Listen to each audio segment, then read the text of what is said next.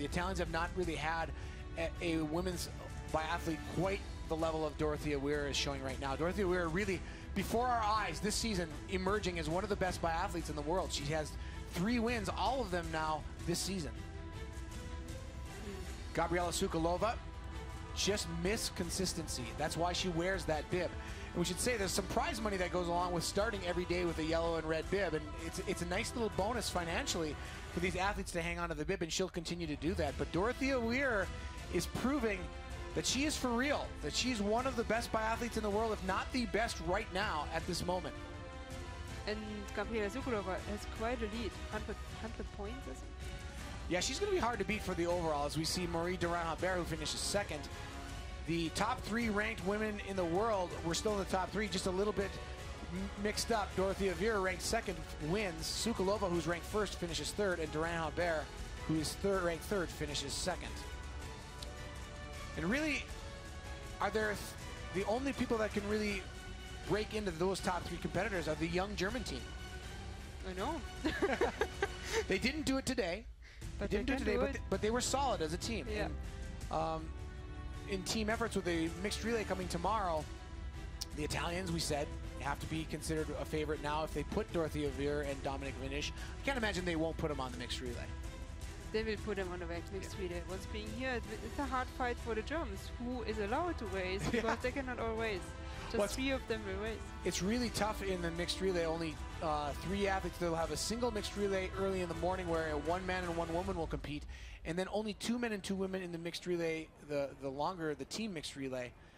So 3 competitors from each team getting the nod from each gender tomorrow. And when, like you said, the Germans, it's going to be tough. We get a look at the women's World Cup total score. Gabriela Sukalova nearly 100 points ahead of Dorothea Weir, who is now solidly in second place ahead of Marie Durand-Humbert. And then Franziska Hildebrandt stays in fourth. Winding through the World Cup total score, the top 40 in each competition score points, 1 point for 40th, and the points total up. They're cumulative, so you have to show up and race to win points. It's not a best of sort of thing. You just accumulate them as you go through the season. And now the mountains are out of sight. It's normally very pretty here in Canmore. Right now it's pretty snowy. Gabriela Sukalova leads the mass start score by not quite as much. Marie Durand-Humbert is still sitting in third. Laura Darmeyer is very good at this discipline. She's in third overall. Franziska Hildebrandt in fourth. Dorothea Weir not even really in the top 20 in this discipline.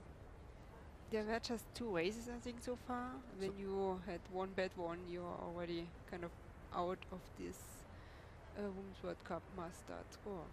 So the winner of today not even showing up in the top 30 of the score right now in the discipline. So that's, we should point out, Dorothea Weir has 2 wins prior to today. This is her third. They're both in individual competitions, which is a much different beast than today. Individual competitions, you have 1-minute penalties. You race against the clock.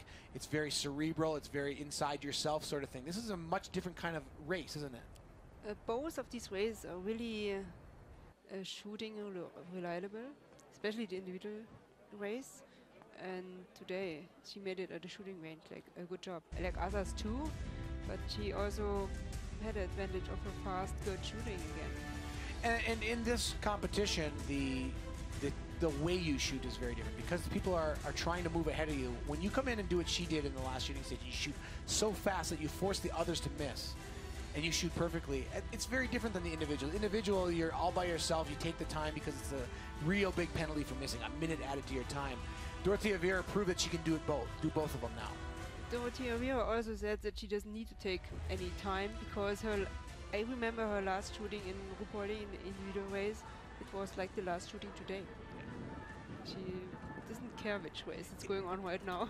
Is she taking the sport to another level? I mean, I don't see a lot of people. Maybe she and Simone Eder are the 2 people who I think shoot that fast. They are shooting really fast. Who is also shooting really good and fast is Franziska Preuss from Germany. And I'm sometimes really impressed about her shooting. And I mean, we trained together 1 year, and I was really impressed when I was when I trained with her, and she was like, just get these shots out. You've taken a lot of shots in the course of your career. Tell us what it's like. What frame of mind do you need to get into to shoot that fast and hit? And at first, I think you have to have a good position, which you're working on mostly in springtime. And then out of this like preparation for getting in a good position, this makes it all the difference if you can shoot fast or need your time. And sometimes also how the athlete is confident at this moment. It also can change over the season. Sometimes if you really feel good skiing, then it's also easier to shoot. If you have a hard time skiing and you know you have to hit the targets for being up at the top 10 or where you want to be, then it's even harder to shoot. No, when you shoot as fast as we saw Dorothea Viera do the deciding standing shoot today, it was really impressive. Is she pointing and shooting, or is she just reacting? She does this all the time. So that she trains the speed, and we see her shooting all the time, and in the races shooting fast. So this is her natural. But technically, if you broke it down technically, and you think about the psychology, is she thinking or is she reacting? Is she just on autopilot? You should not think at all, actually, shooting. You have maybe one thing you want to think about, but more like, is it a trigger or the position, something with shooting. Right. And then it's more reaction, and also you do it so often. You just have to train it, and she has the confidence because she is so good at the shooting range, and this also gives you the confidence and makes it even easier. Yeah, what I'm getting at is I'm sure there are a lot of people who are tuning into us right now who have gone hunting. They've shot at birds, they've shot at animals, and they hunt. And when they do that, they have to aim and think about taking the shot. Are these athletes, when they have 5 shots in a row, are they actually aiming and taking the time to aim, or are they just on autopilot? They aim too. So they aim and they do everything. It's a little bit autopilot, but it's also that you have to react to the situation.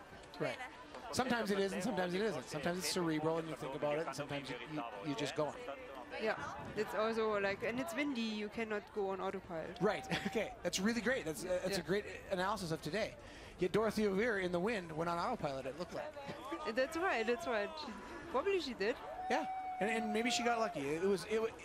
Regardless, it was a compelling visual to see Dorothea Viera go against 2 of the other best biathletes in the world and just make them look like they were not even in the same level.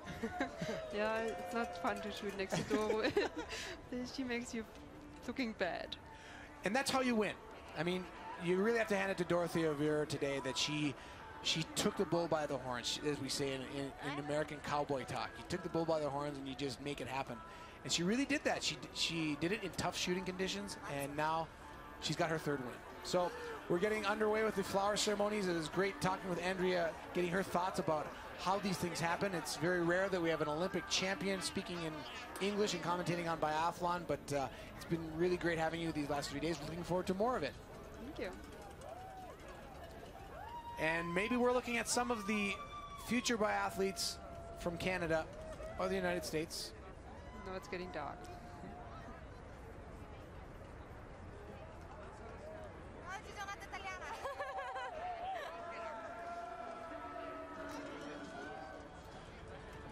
Flower ceremony about to get underway.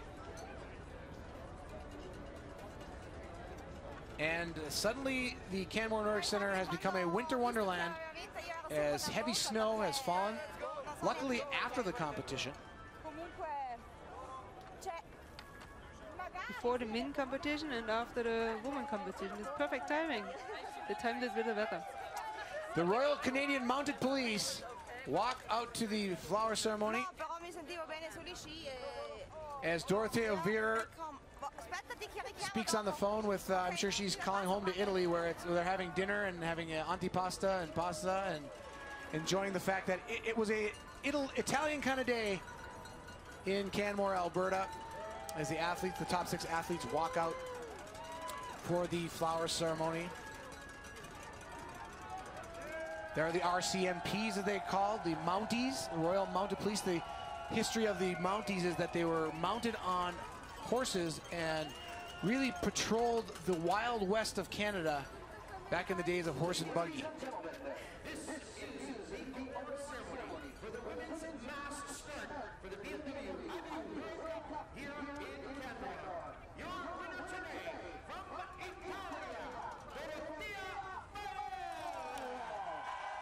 Giving a lesson on how to shoot standing in the wind, Dorothea Viera makes it 2 for 2 for Italy as the winner of the women's 12.5 kilometer IBU Biathlon World Cup mass start from Canmore.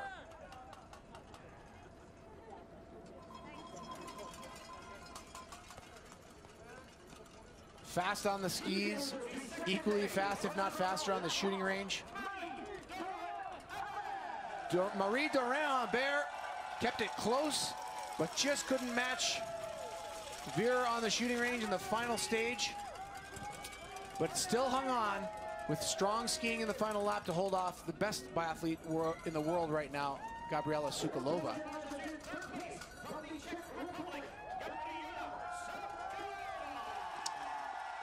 And she continues to roll merrily along, Gabriela Sukalova. It's not a win today, but yet another podium for the top-ranked biathlete in the world. She continues to dominate by nearly 100 points in the overall standings. There's your top three.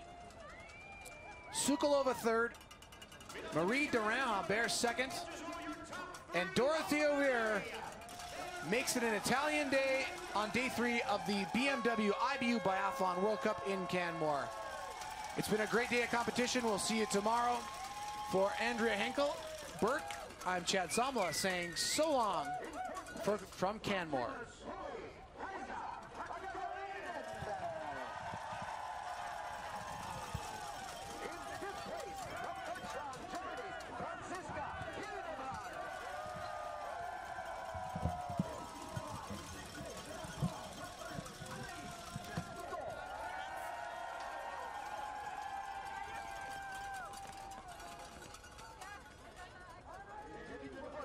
Once again, IBU Vice President Jim Calray to present the awards.